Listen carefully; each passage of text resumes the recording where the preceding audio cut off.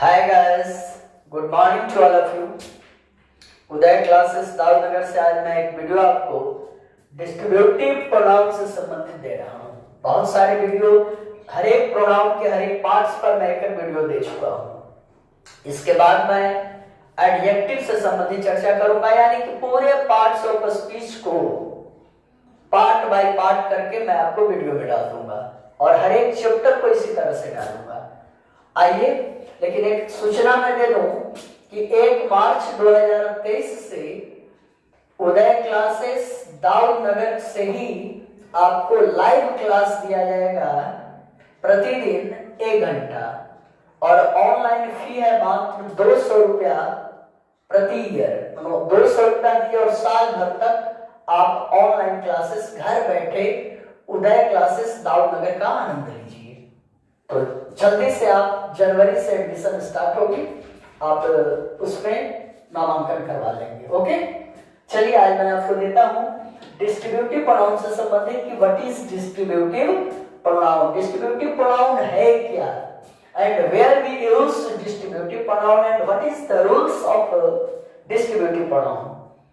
आइए मैं सब पर एक एक करके चर्चा करूंगा। सबसे पहले देखते हैं व्हाट इज डिस्ट्रीब्यूटिव प्रोनाउन की डिस्ट्रीब्यूटिव प्रोनाउन क्या है। तो आइए,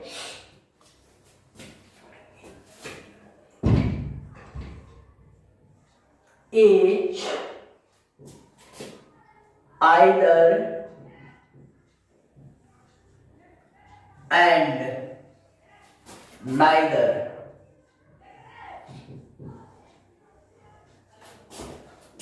are called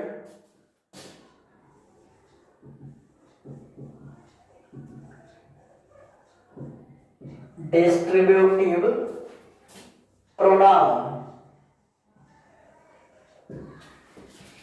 Each, either और neither क्या चीज है? Each, either और neither, 3 चीज। Each, either और neither are called distributive pronoun। आराम से याद हो जाएगा what is distributive pronoun, what is the definition of distributive pronoun. तो आप आराम से बताएं, ईच, आइदर और नाइदर को हम डिस्ट्रीब्यूटिव प्रोनाउन कहते हैं। ईच, आइदर और नाइदर को हम डिस्ट्रीब्यूटिव प्रोनाउन कहते हैं। अब आइए इसका प्रयोग कहां करते हैं जी। इसका हिंदी क्या होता है? ईच मतलब प्रत्येक, इसका मतलब प्रत्येक, आइदर का मतलब कोई एक,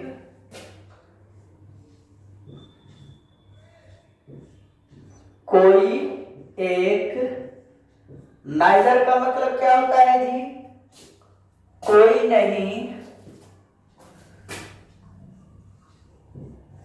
कोई नहीं, नाइदर का मतलब। अब इसका प्रयोग कैसे करेंगे उसको हम चर्चा करते हैं। तो पहला रूल्स कहता है, पहला पॉइंट कहता है, पहला नियम कहता है कि ईच, आइदर एंड नाइदर, तीनों, ईच, आइदर और नाइदर, तीनों के बारे में यूज कर रहे हैं। Each, either and neither are always, हमेशा, always used in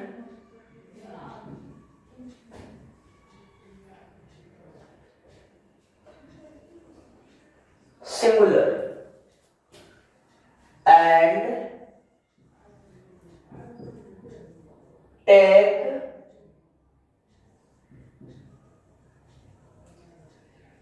singular verb।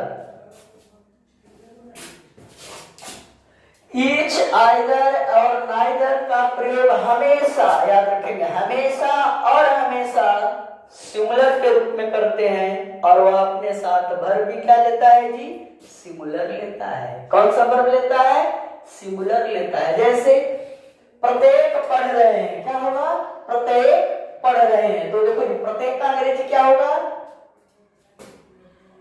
Hindi रहेगा प्रत्येक पढ़ रहे हैं। तो क्या हिंदी होगा, इंग्लिश क्या इसका बनेगा, ईच होगा कि आर होगा, बोलो ईच होगा या आर होगा, रीडिंग क्या होगा। फिर आइए, कोई एक पढ़ रहा है, कोई एक पढ़ रहा है। और फिर है कोई नहीं पढ़ रहा है। आइए, either is या are reading या neither is या are reading। Which sentence is right? तो देखिए मैं नियम बता दिया हूं, each, either और neither तीनों का always यूज करते हैं सिंगुलर। तो जब सिंगुलर या तीनों है,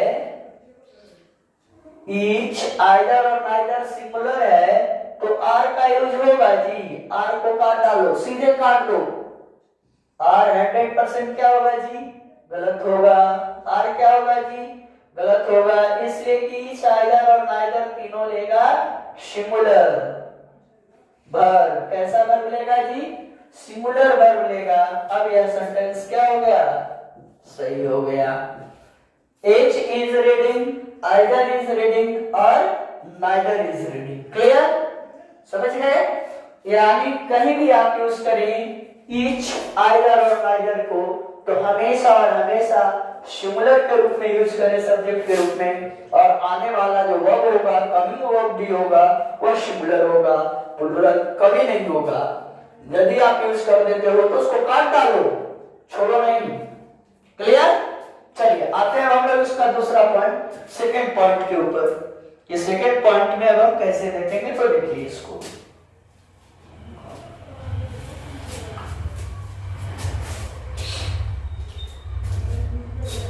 सेकंड पॉइंट कहता है ईच ऑफ, आइदर ऑफ या नाइदर ऑफ, तीन चीज है। ईच ऑफ, आइदर ऑफ या नाइदर ऑफ के बाद आप आर्टिकल द दे देंगे। क्या देंगे, द देंगे। और इसके बाद जो नाउन यदि कोई आएगा, कोई नाउन यदि आता है, तो वह नाउन कैसा रहेगा बाबू, प्लूरल रहेगा। नाउन कैसा रहेगा, प्लूरल दीजिएगा। कैसा नाउन होगा, प्लूरल नाउन होगा। Each of the, either of the, neither of the के आने वाले बाद जो नाउन होगा वह प्लूरल होगा, लेकिन जो वर्ब होगा, जो वर्ब होगा वह वर्ब कैसा होगा, अकॉर्डिंग टू ईच, आइदर और नाइदर। यानी वर्ब हमेशा क्या देंगे, सिंगुलर। वर्ब हमेशा सिंगुलर देंगे। Each of the, either of the और नाइदर ऑफ द के बाद नाउन प्लूरल आएगा, लेकिन वर्ब आएगा सिंगुलर। जैसे प्रत्येक छात्र खेल रहे हैं, क्या है, प्रत्येक छात्र खेल रहे हैं, तो क्या बनाएंगे, each of the students are playing। प्रत्येक छात्र खेल रहे हैं, तो each of the students are playing, या हिंदी ऐसे हो सकता है छात्रों में प्रत्येक खेल रहे हैं, छात्रों में प्रत्येक खेल रहे हैं। Each of the students are playing, either का प्रयोग करेंगे, छात्रों में कोई एक छात्र खेल रहा है तो क्या बनेगा, either of the students are playing, छात्रों में कोई एक छात्र नहीं खेल रहा है या कोई नहीं खेल रहा है तो क्या होगा,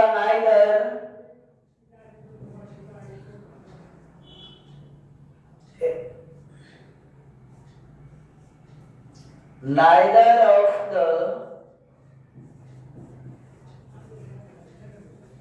the students are playing।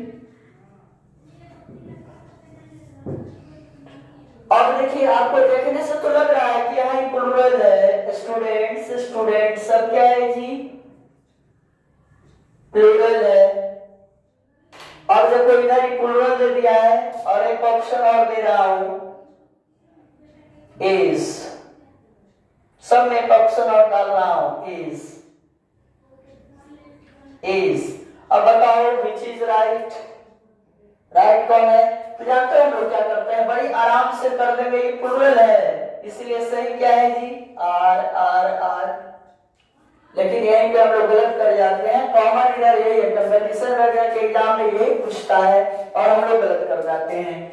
देखिए आपको याद रखना है कि नाउन भले ही प्लूरल हो लेकिन आने वाला वर्ब जो है क्या होगा, सिंगुलर होगा।